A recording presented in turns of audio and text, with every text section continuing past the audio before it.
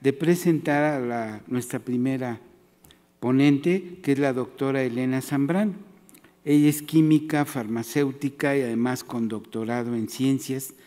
Trabaja en la Facultad de Química y en el Instituto Nacional de la Salud, El Salvador Subirán, y ella va a hablar de la importancia que tiene la lactancia en la programación del desarrollo, que como ustedes ven, y lo comentaba el doctor Raúl Esper, no es solamente el valor calórico, proteico que tiene la leche humana, que es indiscutible, no solamente el vínculo psicológico que se establece entre la mamá y su hijo, sino además una serie de circunstancias como ahora precisamente esto que nos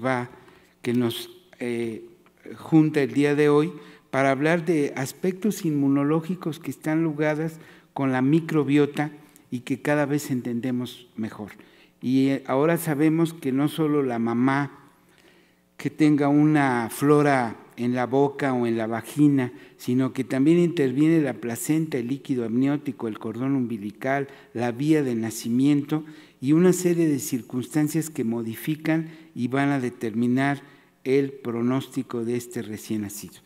Por favor, le doy la palabra a la doctora Elena Zambrano.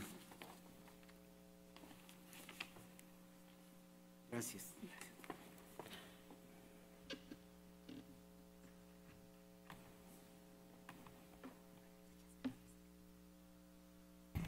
Muy buenas tardes a todos y muchísimas gracias por la invitación a participar en este importante simposio, por tan bonita presentación.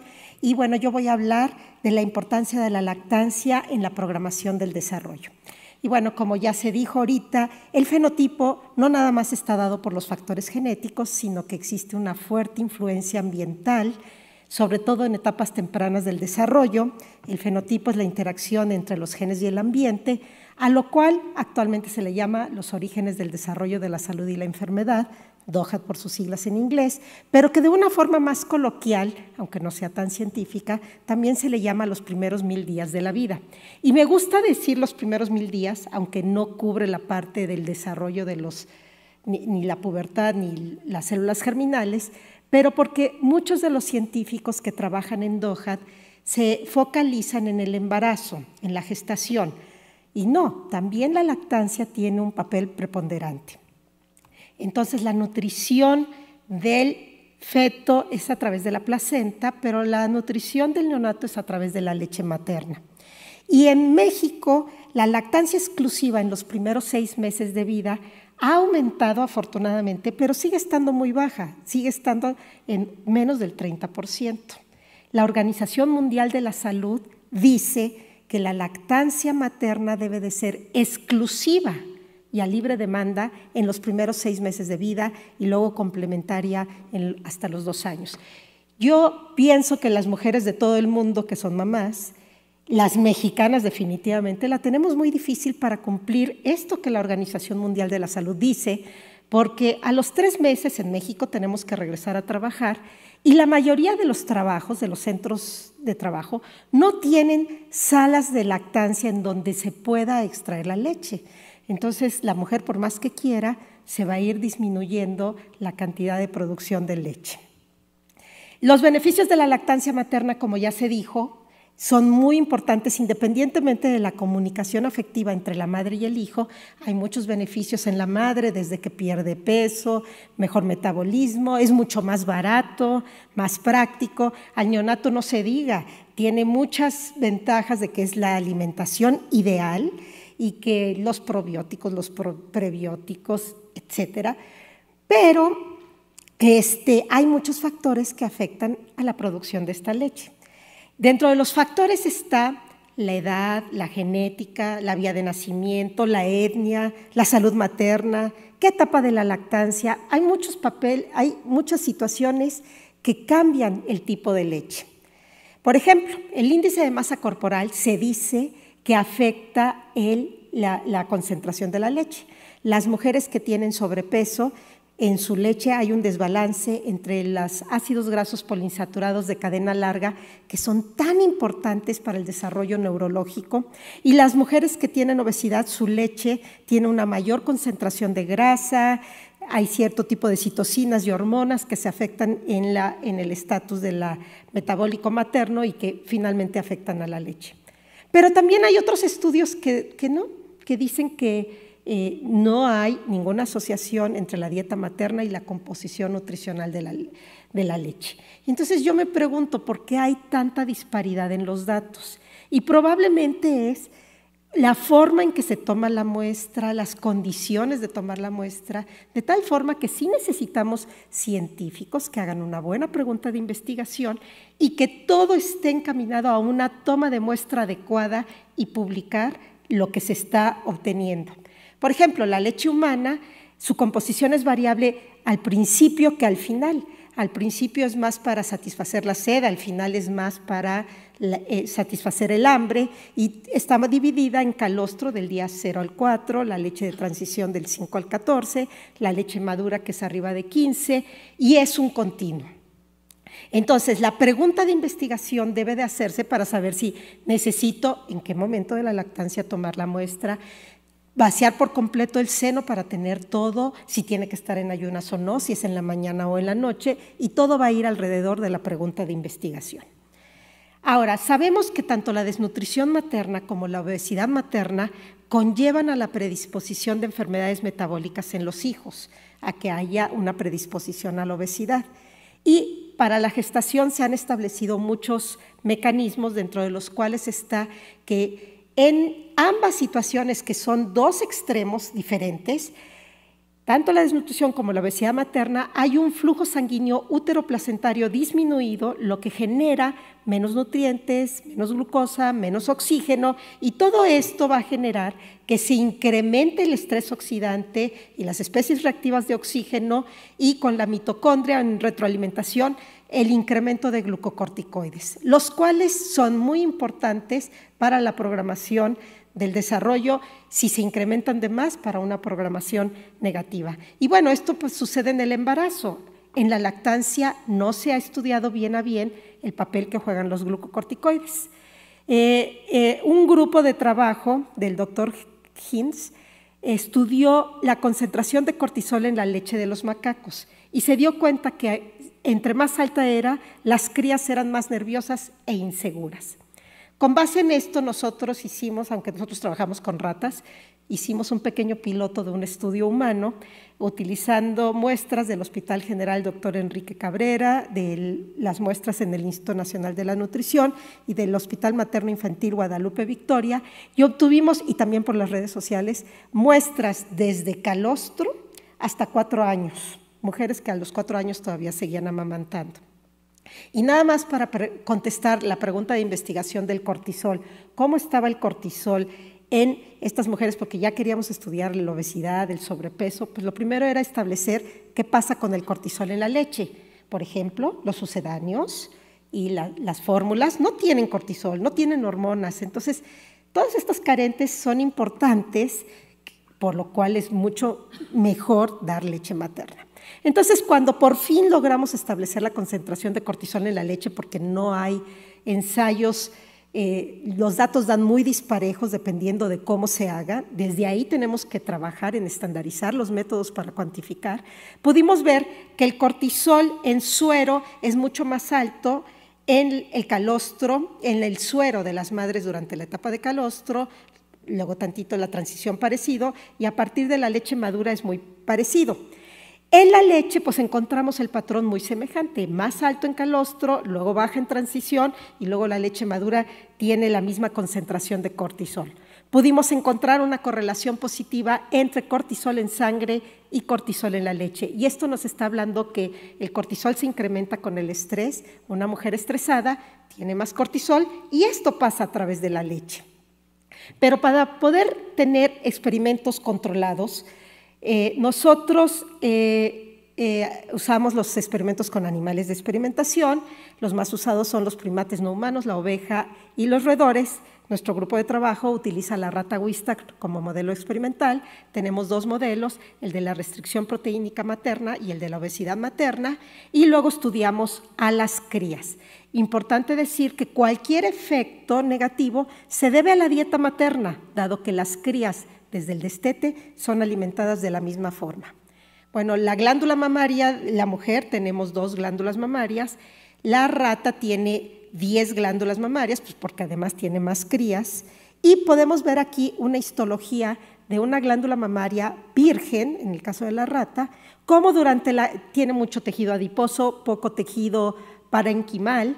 Conforme empieza la gestación y al final de la gestación se va desarrollando más este tejido parenquimal y al final de la lactancia ya tenemos tejido lóbulo-alveolar bien desarrollado. En el caso de las madres que fueron desnutridas, la glándula mamaria, aquí tenemos la histología de una glándula control y aquí de una restringida, en donde podemos ver un retraso o una falla en el desarrollo del tejido parenquimal, menor cantidad de tejido parenquimal, y esto nos hace que aunque la leche relativamente semejante, la mamá produzca menos leche, la cría tenga menos ingesta de leche y con esto menos ingesta de proteínas y de ácidos grasos poliinsaturados de cadena larga que son tan importantes para el desarrollo neurológico, inmunológico y de la vista. Pudimos ver en nuestras madres restringidas de ratas que hay una correlación también positiva entre concentración de corticosterona, en el caso de las ratas es corticosterona en lugar de cortisol, y positiva de suero versus leche. Las madres restringidas tenían mayor corticosterona y en su leche también tenían más corticosterona, y esto pasa a la cría. ¿Pero qué sucede en el desarrollo cognitivo? Bueno, hicimos varias evaluaciones de memoria, aprendizaje, ansiedad, por ejemplo, memoria a largo plazo, memoria espacial, y por ejemplo, el aprendizaje asociativo lo evaluamos con la cámara de Skinner, en donde tenemos una cámara, enseñamos a la rata a presionar una palanca, se prende un foco rojo, por eso es asociativo, y con eso recibe una recompensa. Pudimos ver que las hijas de madres restringidas, a pesar de ser alimentadas toda su vida con dieta control, tardaron más tiempo en aprender. Y una vez que aprendían, trabajaban menos por la recompensa. A diferencia de las hijas de las madres obesas, en donde tardaban más en aprender, pero una vez que aprendían, trabajaban mucho por la recompensa porque a nivel hipotalámico quedaba ya programado el centro del apetito y el gusto por lo dulce. También vimos la ansiedad a través de la prueba del Everett plus Mace, en donde la rata están unos brazos cerrados, unos brazos abiertos. Cuando la rata es muy ansiosa, pasa más tiempo en los brazos cerrados por miedo, y pudimos ver que los hijos de madres restringidas pasaban más tiempo en los brazos cerrados, que está asociado a ansiedad, lo cual cotejaba con las concentraciones altas de corticosterona con respecto al grupo control. Entonces, en resumen de esta parte del experimento, cuando la madre está desnutrida, produce un desbalance de los ácidos grasos poliinsaturados de cadena larga, más del araquidónico, menos del docoesanoico, ese que luego se pone como suplemento en las fórmulas, y del ecopentanoico, más corticosterona, pasaba a través de la placenta y de la leche al feto y al neonato en desarrollo, y esto tenía un impacto negativo en el desarrollo del bebé y que se veía traducido en menor memoria, ansiedad, más ansiedad, aprendizaje, etc. Pero, ¿qué le sucede metabólicamente a las crías en la vida postnatal y cuando son adultas? Brevemente, un experimento viejito. Las ratas del día 10 al 14 tienen un pico de leptina, esta hormona que tiene una función importante en esa edad para la programación del centro del apetito a nivel hipotalámico y que regula la ingesta y el gasto energético. Cuando la madre era restringida en la lactancia o en las ratas controles no había el pico normal de leptina, pero cuando había una restricción en embarazo y lactancia o nada más embarazo, este pico o se retrasaba o no existía. Quiero decirles que las leches de los 4 grupos eran diferentes.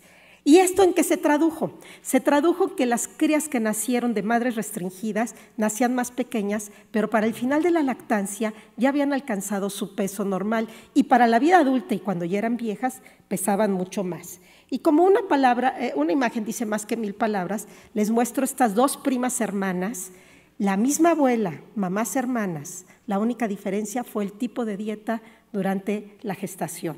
Leches diferentes. Ellas toda su vida fueron alimentadas con el mismo tipo de dieta.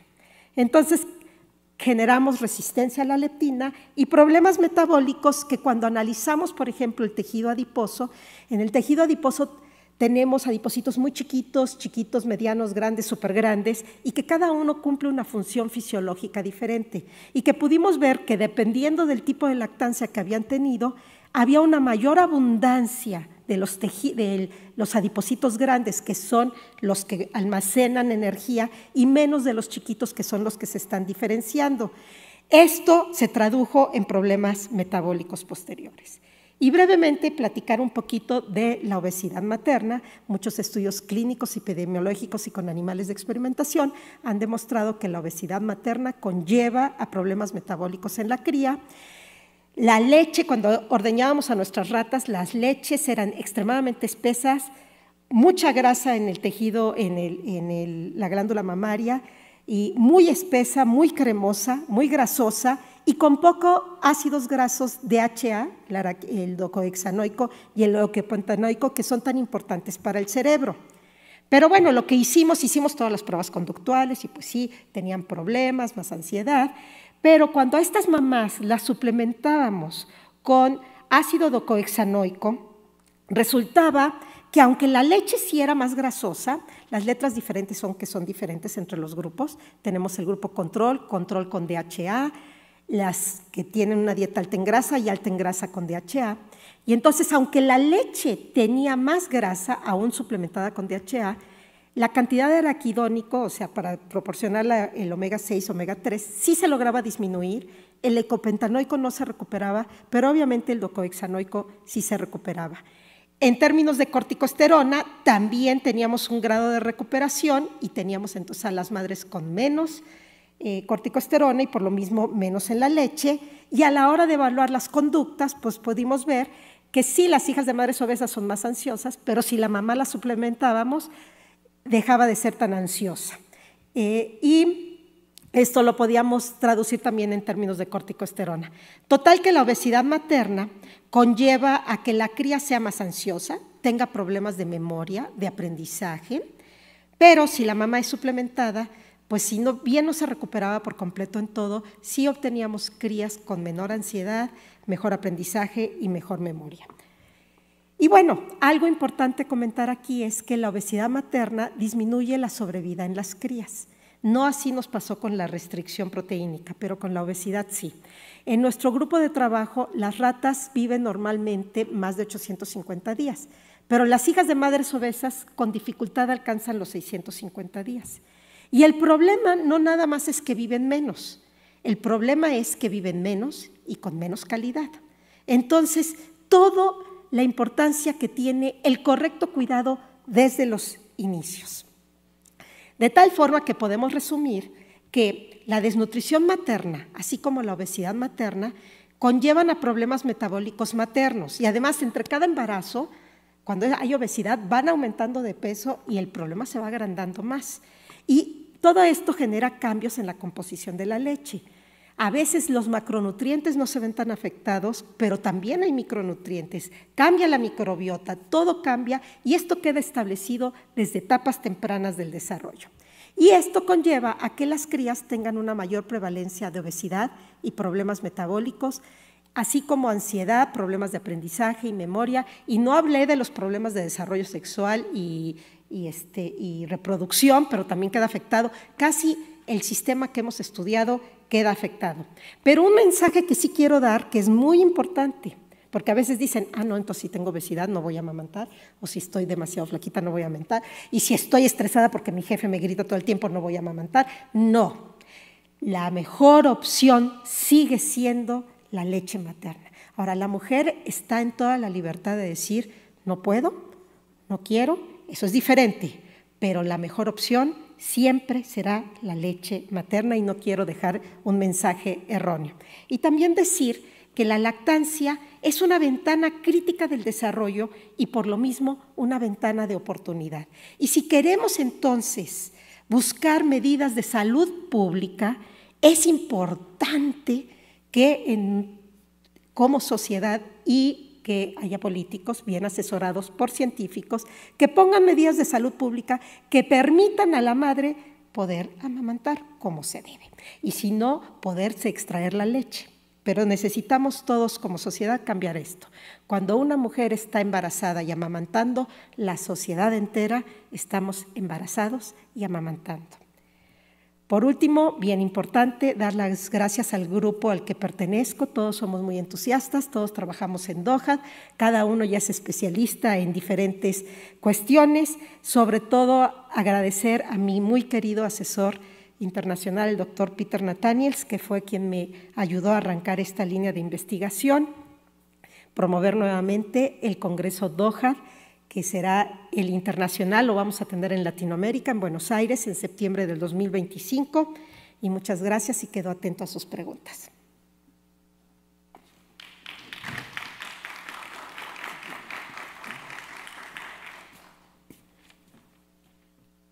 Muchas gracias, doctora Elena Zambrano. Como vieron, pues es un ejemplo, una investigadora nacional nivel 3 del Instituto Nacional de la Nutrición, Salvador Subirán. Pues vean cómo demuestra los aspectos relevantes que comentábamos, ¿no? Con 2 trabajos se muestra el impacto que tiene la alimentación, el estado de salud y el futuro que van a tener sus crías, sus bebés, y el impacto que esto va a representar para la sociedad en conjunto.